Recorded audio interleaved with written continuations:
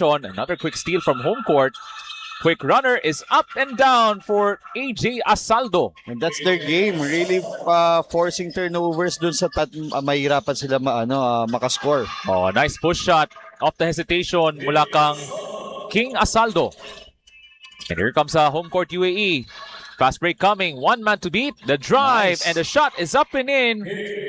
Mula kang AJ Asaldo. Good finish dun, no? Using his body to protect the ball, absorbing the contact and focusing on the finish. Dito sa ating first quarter, it's a game of runs. Yeah. Between Blue Steel at ng home court. Bounce pass here in this contest. That's a quick swipe. There's Asaldo ahead of the field and the layup is good. They still have time, down to 2 seconds. This space here in this contest. That's a quick swipe. There's Asaldo ahead of the field and the layup is good. Maintain this space here in this contest. That's a quick swipe. There's Asaldo ahead of the field and the layup is good. They still have time, down to 2 seconds. Mendoza. And that was poked from behind, and that wraps up the second win sa kanilang kampanya here in the 15 under division. So first quarter is now complete here in the new Cebu Coliseum. So second quarter coming up. Pag netonggo.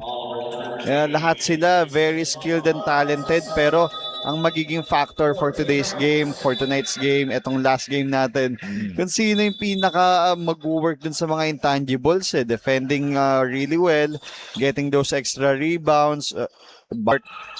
Sabalo looking for some troops. Quick floater is good from King Asaldo. Yeah, King Asaldo, ganda ng cut doon going towards the center. Floater dahil nakita niya nakasag down yung big man. Ang ating action here in this momentum run para dito sa home court. 2 seconds to go. Yeah, final seconds. Go has to go to work. At the buzzer, he does! That will count. Momentum run para dito sa home court.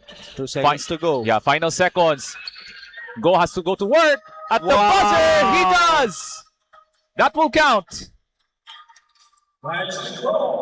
And that caps off an amazing second quarter for Matthew Go and the rest of home court UAE. Coach Ernest. Malakas tong home court UAE. Talagang inspiration sa atin lahat. Oo, he had a legendary career in basketball. Mula po dito sa Cebu Coliseum all the way to the professional level sa PBA man or even sa national team, Coach Ernest. Oo. Yeah, but let's talk about itong home court UAE, no, the reason why they are in the lead right now. 51% sa field goal, 42 naman para sa Blue Steel. Rebounds ang nakapagpabago sa laro na to, having 19 itong UAE, 16 for Blue Steel.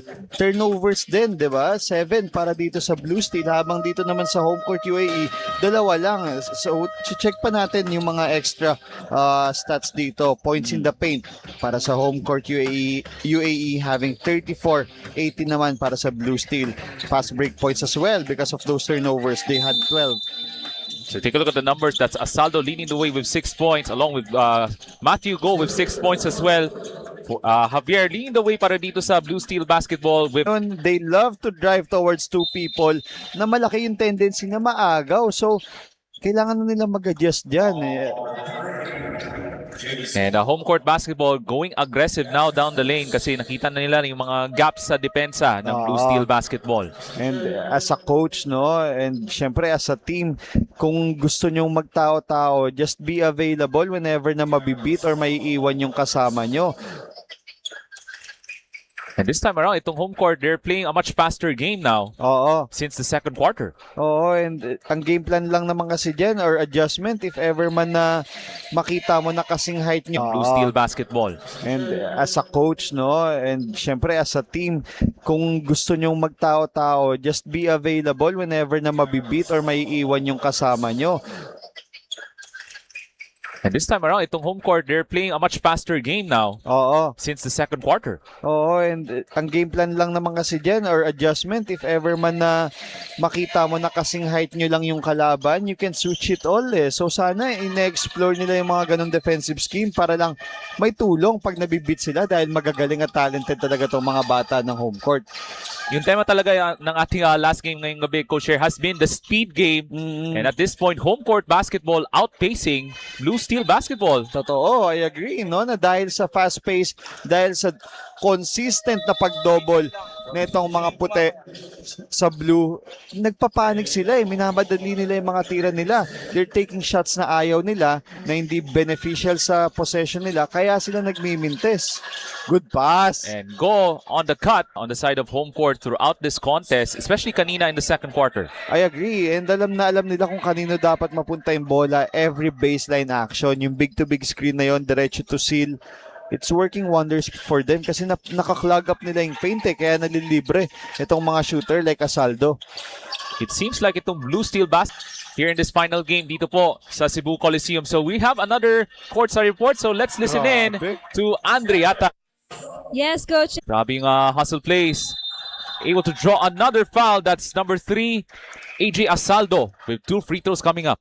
You can get up to Third or second stringers na ng home court UAE, no? Pero you can see yung energy nandun pa din kahit sobrang laki na ng lamang nila. And if they really want to do something good pagdating ng playoffs, kailangan makakuha ng kumpiyansa nitong mga to. So good decision by the coaches na paglaruin ng mahaba itong mga to. And still, nagagawa pa rin nila yung mga plays nila. So itong home court basketball UAE, magmula pa sa second quarter, Coach Ernesa, they're outgunning Yeah. blue steel basketball in this contest sa 15 under. Defense action, yan na naman ang nangyari. One more steal once again from Asaldo off the Pinoy step. Gets the floater to drop. Even tayo, Coach, sa score, mapagod tayo sa bilis of stars na ating nakikita for the past 3 days, Coach Air. Right, and napag-uusapan nga natin, no, in a few years time for sure, makikita natin tong mga to, if hindi man sa mga respected countries nila, uuwi dito to play for universities na kilalang kilala natin. So it's gonna be exciting na nanggaling sa Sinag Ligasya Junior World Showcase itong mga batang to. And this is a great platform for the Sinag Liga Asia na magkaroon ng isang magandang tournament, inviting teams from all across the world to come here to Cebu and have a great showcase dito sa Queen City of the South. And we're down to the final seconds. And home court, UAE captures their second win dito sa New Cebu Coliseum, Coach Air. Yeah, congrats to both teams. Maganda yung pinakita nila, but still,